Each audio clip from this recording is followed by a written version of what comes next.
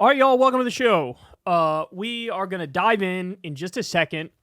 I have a shocking story from CNN where they decided to do real journalism. They have an actual reporter on the ground in the Middle East, and he tells the truth about Israel. This is something that's rare, so we'll get into that. We have Fox News is going to struggle to defend Donald Trump's Hitler love. Jordan Peterson breaks out the oil to lather up Donald Trump's bulbous, gelatinous body. We have Kamala and Biden in a tense standoff over the election. And later on, we have a video from a rally the other day. Michelle Obama delivered a brutal reality check to Republicans. So a lot of stuff to get to. Everybody do me a big favor. Please subscribe to the channel. That helps out big time. It costs you absolutely nothing. And a big thank you to everybody who supports this show on Patreon. Could not do it without you guys, literally, because we don't talk to any advertisers. We don't talk to any billionaires. We don't talk to any foreign governments. We are actually independent media, not what I call new corporate media. Very proud of that fact. So thanks again, guys. And if you'd like to support, you can help out below with the Patreon link or tip with that thanks button on YouTube. Okay, let's get into it. So let's start here. Now, there was reporting a while ago that one of the people at CNN who was really sort of fed up with how shitty the media was being on the issue of Israel and Gaza is Christiane Amanpour. And she decided, I'm going to start doing my job properly. Namely, telling the truth about what Israel is doing. So here we have, again, this is wild, guys. This is a bombshell report here on CNN, which, as you're going to see, it accurately calls out Israel for using Palestinian human shields. Remember, this is like one of the key things that Israel accuses Hamas of doing in Gaza. And here's CNN with a detailed report on the IDF is doing it. Here we go. Let's watch. They walked through the rubble at gunpoint into potentially booby-trapped buildings and down darkened tunnels. Some were teenagers like 17-year-old Mohammed. Others, like Abu Ali Yassin, were grandparents. These 5 Palestinians, all civilians, say the Israeli military detained them and used them as human shields in Gaza. كل مهام نطلعها نكون حاطين روحنا بين يدينا خايفين نموت خايفين يصير لنا حاجه منا يقول لنا قيم السجاده هاي تقول بدور عن فاق عاد صور تحت الدرج. Now, for the first time on camera, an Israeli soldier is coming forward with his own account, describing how his infantry unit used 2 Palestinians as human shields. We told them to enter the building before us. If there are any booby traps, they will explode and not us. We've blurred his face and changed his voice because he risks reprisals for speaking out. Breaking the silence, a watchdog group which verifies soldiers' testimonials provided photographs and facilitated the interview. The soldier says a 16-year-old boy and 20-year-old man were brought to his unit this spring. Their hands were tied behind their back, and they had a cloth over their eyes. The instructions from the intelligence officer who delivered them were clear. He told me to take them. In the next attack, use them as a human shield. He told me that they have a connection to Hamas. For 2 days, his unit followed those orders. This haunting photo captures the scene. The silhouette of a Palestinian man, flanked by 2 soldiers ordering him forward. When we went to the attack, before they enter a building, we took the cloth up so they could see. In my company, one of the soldiers knew Arabic. He just shouted in Arabic, "Open the door, walk to this building or the other." You're using them because you think this building might be booby-trapped. Yes, my soldiers didn't like that at all, and they refused to do this anymore. The soldiers decided to take their concerns to their senior commander, telling him they believed they were violating international law. The commander told this fellow, a simple soldier doesn't need to think about international law. He didn't say, you guys shouldn't be doing this shouldn't be happening. He said that we need to do this. He said that our lives are more important. So he didn't just tell you, don't worry about it. He said, keep doing it. Yes, yes. Eventually, the commander relented, telling his soldiers they could release the 2 Palestinians. Suddenly you're allowed to release. Yeah, it made it sure to us that they are not terrorists.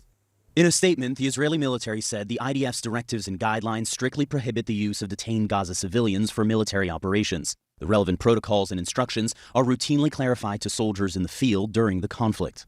But the Israeli military's use of human shields in Gaza appears to have been widespread, so common it even had a name, Mosquito Protocol. Both Israeli and international law ban the use of civilians in combat. Israel also accuses Hamas of using civilians as human shields. There is ample evidence for it. Tunnels dug beneath homes and rockets fired from residential neighborhoods. For me, it's more painful with my own army. Hamas is a terrorist organization. The IDF shouldn't use terrorist organization practices. And so when you hear, spokespeople for the Israeli military, Israeli government officials saying, the Israeli military is the most moral army in the world. That's bull. Of course I don't believe that. Dr. Yahya Al-Kayali, who worked at Al-Shifa Hospital, knows that all too well. Months after he says Israeli soldiers forced him to risk his life, he cannot shake this terrifying experience. The soldier asked me to come. He was talking to me to English. He told me, I will kill you if you didn't enter there. I was thinking that I will be killed or die within minutes. His brush with death, and the day he feared he would never again see his family. Yeah, and let's be clear. These guys are the lucky ones in Gaza. They are. They are. And they know that. They're well aware of that.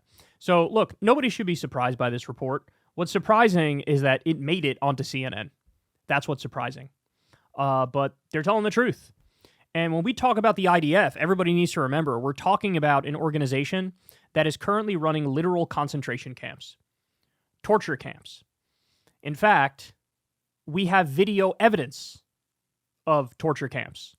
There was that video that went viral of an IDF soldier, how can I say this without getting demonetized, banally raping a innocent Palestinian prisoner, and they had done it a number of times, and one of those people ended up dying. We have over 2,000 Palestinian hostages being held by Israel. No evidence whatsoever of being terrorists or being in Hamas or anything like that. And we have people like Ben-Gvir and Smotrich openly floating the idea of, hey, why are we wasting resources in our concentration camps where we're keeping these people alive? Why don't we just kill them? Why don't we just kill them?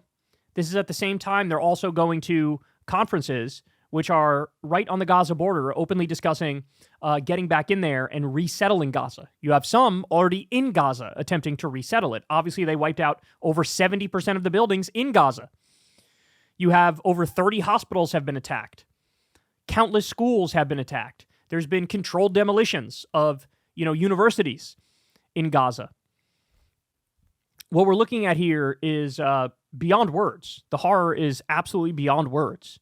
And it's bad when CNN even brings themselves to report the truth, because we've seen the giant analysis that was done on the coverage in mainstream media of Gaza versus Ukraine, for example. We know that words like war crime and terrorism and slaughter and brutal, words like that are used for Israeli civilians and Ukrainian civilians, and it's hardly ever used for Palestinian civilians.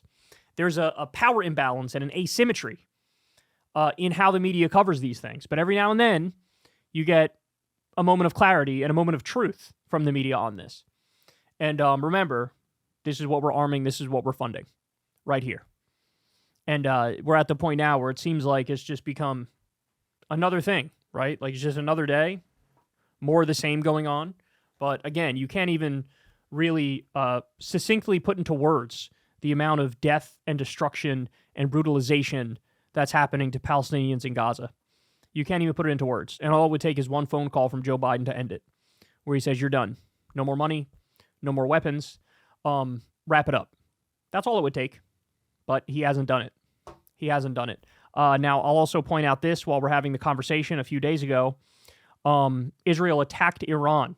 But let me give you some of the specifics because it's a little eyebrow-raising. So here's the title in USA Today. Bitter, unimaginable consequences. Iran warns of reprisal for Israeli attack. Tensions in the Middle East showed no signs of easing Monday as a high-ranking Iranian military official pledged that Israel will face, quote, bitter and unimaginable consequences for its weekend attack on military targets that killed at least 4 Iranian soldiers. Major General Hossein Salami, commander of the Islamic Revolutionary Guard Corps, said the attack showed Israel's miscalculation and its frustration in the battlefield in Gaza and Lebanon. Iranian Foreign Ministry spokesperson Ismail Baghaei echoed Salami's statements, saying Iran will use all available tools to respond to Israel's attacks. Baghaei and the Islamic Republic is duty-bound to respond firmly, despite diplomatic efforts aimed at diffusing tensions across the region. Iran previously downplayed Saturday's air attack by Israel, saying it caused only limited damage. The U.S. has warned Iran not to escalate the fighting. Prime Minister Netanyahu said all Israeli military goals were met. The Israeli military said it had severely damaged factories producing long-range ballistic missiles while also destroying air defense batteries. The strike served as retaliation for an October 1st Iranian missile bombardment that did little damage to Israel. That attack had been in response to the killing of a Hamas leader in Tehran that Iran blamed on Israel. So they're actually factually laying out the order of events here. And of course, Israel was the one who acted first. So the reason why I say this is interesting, now if you notice, we didn't do a breaking news video at the time.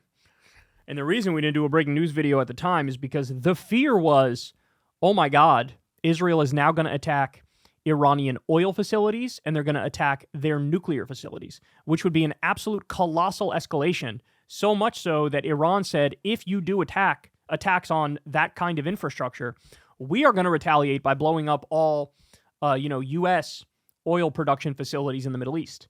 And that would lead to a global crisis, a global oil and gas crisis, right? And of course, just way broader war in the Middle East. You already have Israel attacking Lebanon and Israel attacking Gaza, and Israel taking shots in Iran as well, and Iran doing tit-for-tat retaliation, right? But that would make it so you blow the lid off the entire thing. So, believe it or not, it's crazy to say, but it's true. We should all be thankful that all we saw was an attack on like a ballistic missile facility and a couple other things, and it was not the oil infrastructure, right?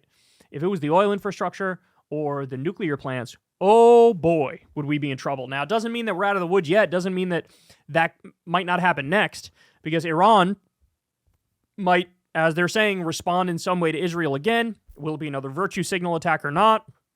I don't know. But we are rolling the dice day in and day out now.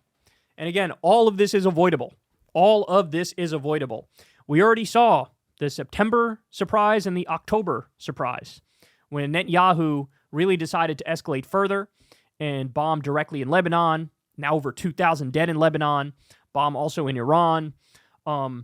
So we are nowhere near out of the woods yet. But this retaliation from Israel was not as broad as it could have been. And at the moment, that's a slight saving grace. So we'll see, but understand the horror that's still being unleashed in Gaza, and now the horror that's being unleashed in Lebanon. It's inexcusable. I mean, Netanyahu needs to be arrested. It's that simple. He's got to be arrested. He's a war criminal. Ben-Gvir, Smotrich, the Israeli top generals and commanders. It's a terrorist army. It's a terrorist army, and they're doing repeated terror attacks. And most of the time, it doesn't permeate U.S. media.